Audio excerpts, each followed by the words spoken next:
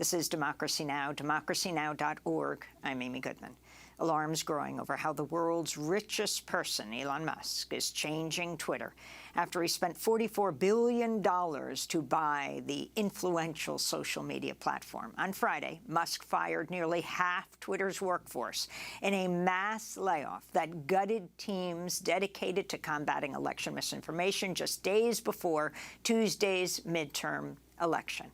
In fact, he fired something like 3,700 workers. Those let go included Twitter's civil integrity specialist, Kevin Sullivan, who led editorial planning for the 2022 midterms and tweeted, quote, "He couldn't have waited till Wednesday, #election2022. Hundreds of fired Twitter employees on special visas could be deported, like on H-1Bs. Others who say Twitter failed to give them adequate notice have filed a class action lawsuit. The UN High Commissioner for Human Rights issued an open letter to Musk Saturday, urging him to, quote, "ensure human rights are central to the management of Twitter under your leadership," unquote.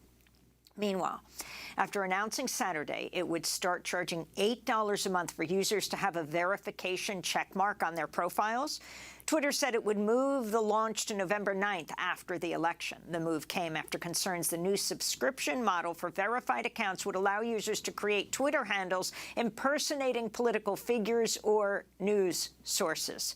In fact, some people actually impersonated Musk over the weekend to prove their point. Elon Musk met last week with over half a dozen civil rights groups amidst concerns he'll let misinformation and hate speech go unchecked. Media Matters, Free Press, dozens more groups urged Twitter's top advertisers to boycott the platform if proper safety standards are not imposed. In response, General Motors, Volkswagen, Pfizer, and General Mills have all paused advertising. For more, we're joined by people with two of the groups.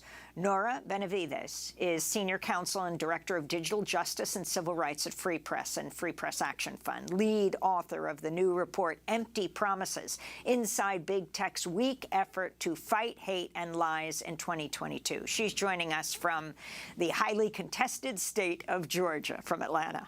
Also with us, Rashad Robinson, President of Color of Change. Rashad, let's begin with you. You met with Elon Musk. I assume this was a virtual meeting. Can you talk about who was there and what you demanded and what he promised? So along with other leaders from the Stop Hate for Profit Coalition, the coalition that led the $7 billion boycott of Facebook in 2020, focused once again on the issues of disinformation and policy at the Facebook platform. We met with him, and so it included folks like Derek Johnson of the NAACP, Nora's colleague Jessica Gonzalez, the head of Free Press, leaders from the Asian American Foundation, LULAC, ADL, and so a mix of organizations and leaders. And so we met with Elon Musk. We came in with three very focused asks that were connected to this upcoming election. One was to not deplatform any of the folks that had been, not to replatform any of the folks that had been deplatformed, and not to replatform them is particularly before the election and after the election, to have a really clear and transparent policy around how they were going to do it, to keep in place the election integrity units and the election integrity infrastructure through the election and through certification, and to be more transparent and clear about this content moderation council he's been talking about, and to be transparent both about the policies of it and its level of power and who would serve on it. And he agreed to each one of those demands on the call. Actually, surprisingly, basically said he agreed with everything that we said. We told Mr. Musk that he had to actually say this publicly if we were going to be able to say anything about this meeting in a way that really spoke to the fact that he made these agreements. About 1:30 in the morning the next day, he tweeted out, tagging the folks who were in the meeting, including myself, in a tweet, agreeing to these demands. And it wasn't 24 hours later, Amy, that we began to hear about the firings. We began to hear about other policy changes. There's no way you can keep in place election integrity if you fire and let go the very people who are managing the election integrity work. The sort of changes in policy, which are deeply abrupt, which speak to, I think, the larger challenges we have with companies that are self-regulated, which means that they are unregulated, and all of the ways in which Mr. Musk has sort of engaged and behaved speaks to sort of a person who maybe watched a Broadway show or has a favorite team, a sports team, and has decided that if they were in charge, if they owned that show or they owned that team, this is how they would change things. This is who they would put in a particular role or put in a particular position. And that's what we're dealing with right now. It's someone who does not have the sort of knowledge or expertise to make these decisions. And while that happens with a lot of companies, we are marching towards an election with a huge communications platform that has a deep role in how information is shared and moved. And it will have deep consequences, any of these changes that we're hearing, but particularly all the people that have been let go that were responsible for some of the issues that face this platform. The thing I will say is that Twitter wasn't good before. Twitter wasn't doing everything it needs to do before. Cutting almost half the staff makes everything even more challenging moving forward. Now, of course, we hear that he is asking some of the people he fired to come back. Nora Benavidez, can you weigh in on this issue of the firings? Now, staff have fired a class action suit saying large corporations like this, it's illegal for them to do that kind of mass firing without any kind of warning. Also, the fact that in one of his first acts as owner of Twitter, he tweeted out conspiracy theories, attacking Paul Pelosi, who had been hammer attacked in his home and was in intensive care, citing a website that had promoted that Hillary Clinton died in the 9/11 attacks and she had a body double running for president in 2016. Musk posted the article in response to a tweet by Hillary Clinton, then he deleted it. The significance of all of this and what control does civil society have over a private corporation like this? I think we have to look at the very long track record that Musk has as an erratic CEO. He has taken extreme actions when he dislikes what people say, whether that is on Tesla phone calls, when he rallies his base on Twitter to respond to critics.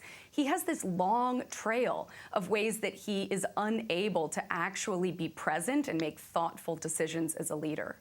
The newest actions in wanting and then not wanting and coming back and trying to buy Twitter all indicate that he is, at best, erratic. And what we've seen over the last week since he actually took Twitter private has been very disturbing. I would absolutely agree with Rashad that, Twitter was not good before. Twitter was a toxic environment even before Musk. That's part of what we look at in our Empty Promises report, trying to really identify how is Twitter, how are other major platforms performing ahead of the midterms.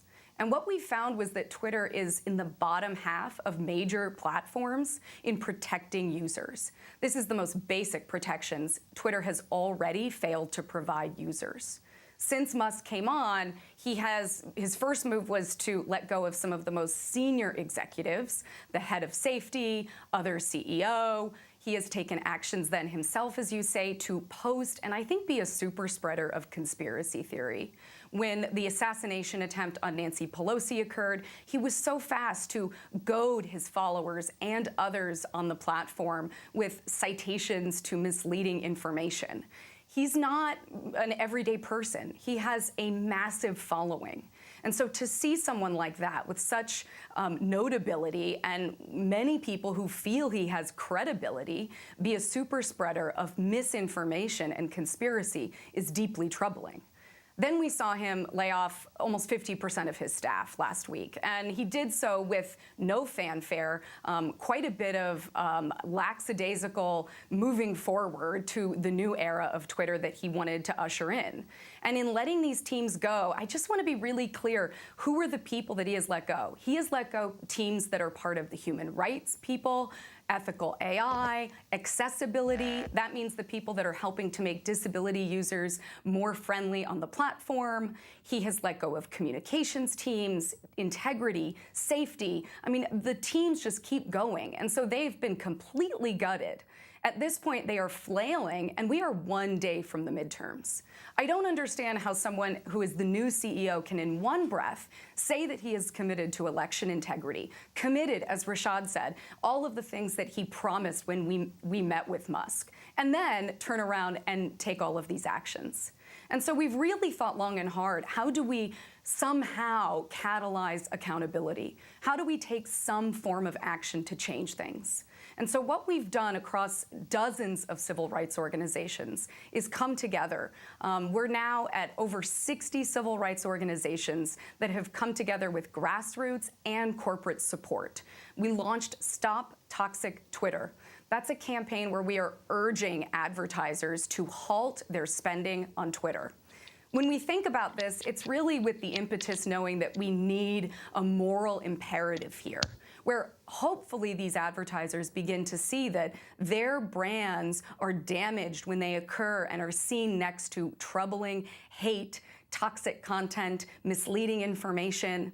And what we've seen actually now is a real groundswell of advertisers that are in fact pulling their ad spending from Twitter. Whether it's General Mills, General Motors, Pfizer, Audi, L'Oreal, there are many others now that have followed suit. And there's sort of a domino effect here, where not only we have our corporate pressure, but there is that grassroots swell of support to say, this is a place that, while toxic before, has become only more toxic since Musk took over, and something has to change. On Saturday, let me say one thing. You have these H-1B workers, hundreds of them, who now fear deportation because they've lost their jobs. On Saturday, former Twitter CEO Jack Dorsey apologized for the layoffs in a series of tweets. He wrote, quote, "I own the responsibility for why everyone's in this situation. I grew the company's size too quickly. I apologize for that." Several days after the 2020 presidential elections, Dorsey testified to the Senate Judiciary Committee about his view on the responsibility to its users. We're required to help increase the health of the public conversation, while at the same time ensuring that as many people as possible can participate. And in order to do so, we need to make policies so that people feel safe and they feel free to express themselves, to minimize threats of abuse, of harassment, of misleading information, of organized campaigns to artificially amplify or influence a particular conversation. And that policy creation, that enforcement, is challenging, but also it is more or less opaque to the public. And that's where I think we have a gap. We have transparency around our policies. We do not have transparency around how we operate content moderation, the rationale behind it, the reasoning. There's a bigger question here, Nora Benavidez, and that is, should these corporations be regulating themselves? I mean, this is the current town square for everyone. These companies are so large and, frankly, so unchecked in the power that they bring. One of the reasons that we've been trying to gather civil and human rights and other civil society groups together is to demand better of these companies. Left to themselves, we have seen that they simply don't care. There is a very long track record of inaction and sometimes even a refusal to acknowledge the role these companies play in fomenting violence in the real world.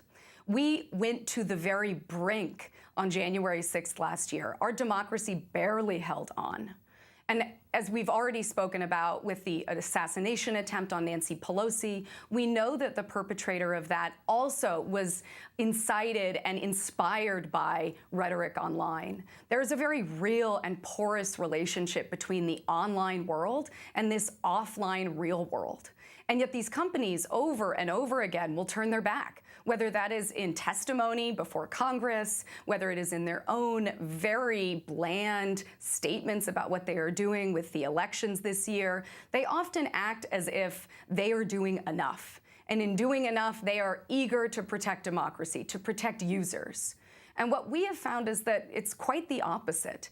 These companies are failing to do even the most basic things for people. They are failing to make sure that their own back-end systems and machine learning are not amplifying the worst content.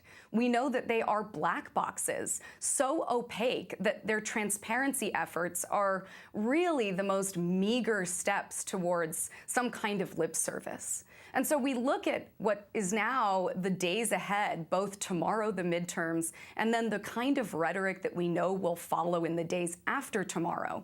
We know that we are going to see hate, conspiracy, lies continue to proliferate. And yet these companies, every election cycle, kind of string together their election integrity efforts, saying that they are doing enough. And yet we often then find evidence later that not only did they not commit to doing certain things, but that even their promises have been hollow. That's really why we've been trying to pursue a much wider type of initiative, building across sectors, whether that is with our advertiser partners, with other human rights leaders and activists, building what is a large movement here. I want to go to that issue of the advertisers. Rashad Robinson, Musk tweeted, Twitter has had a massive drop in revenue due to activist groups pressuring advertisers, even though nothing has changed with content moderation, and we did everything we could to appease the activists, he said. Extremely messed up. They're trying to destroy free speech in America. Rashad Robinson, president of Color of Change, can you respond? Well, Musk has actually met with some of the advertisers, met with coalitions that represent the advertisers. I've had a number of conversations over the last couple of weeks with advertisers, with ad agencies as well. And Musk has not done himself any services. These companies are looking at where they want to put their brands. They are looking at the stability of Elon Musk and of the company.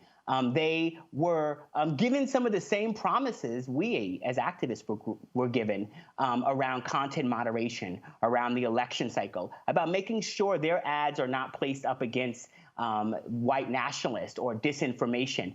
And Musk has not made good on the promises he's made to them. And so while we've been pressuring and pushing, I've never had such an experience, and I've run a lot of these campaigns where advertisers are very clear that they're not getting what they need, and we don't have to do the type of pushing. I will say, just to pick up of what Nora was saying, is self-regulated companies are unregulated companies. And while we are doing this advertiser campaign, while we are pushing from the outside, the technology that has so much potential to move us into the future is dragging us into the past. And that is not unfortunate like a car accident. That is unjust, and it's manufactured through a whole set of choices that our government has made about how companies are regulated. Make no mistake, our cars are not safe because of the benevolence of the auto industry. They are safe because of the infrastructure and accountability that surrounds it, because there are people that evaluate and hold accountable. And right now, whether it's the sort of algorithms that are not transparent, whether it's the business models decisions, whether it's these companies getting to decide what the standard is in terms of moderation, in terms of accountability, whether it's the fact that because of laws that exist, they have a level of immunity to liability. We need a new set of engagement from Congress and the White House, because we can't keep going to billionaires begging them to protect our civil rights.